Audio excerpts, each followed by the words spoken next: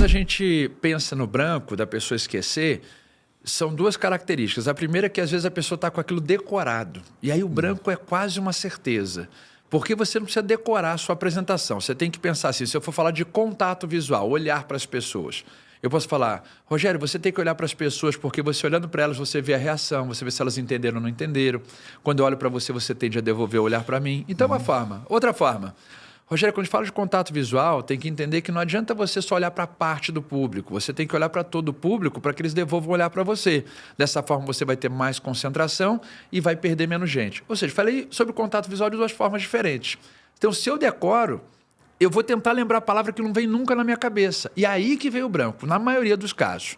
Mas vamos botar que não. Você pensou lá e acabou acontecendo isso. Tem duas saídas.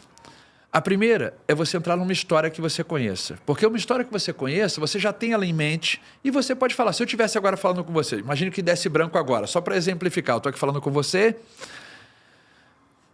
e... Bem, já volto a esse assunto. É que eu lembrei uma vez que eu fiz uma palestra em 2015 numa instituição financeira. Vou te contar essa história. Eu fui para lá. Você não sabe o meu roteiro. Eu fui lá contar uma história qualquer.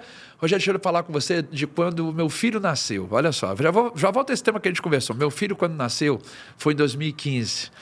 E você está achando que faz parte do jogo. Você não conhece. Então, lembre de que as pessoas não têm o seu roteiro. Então, se você tiver um branco e esquecer, ou você vai para o próximo tema, porque esgotou aquele, ou você entra numa história. Por que a história é interessante? Porque é uma coisa que você domina e os outros não dominam.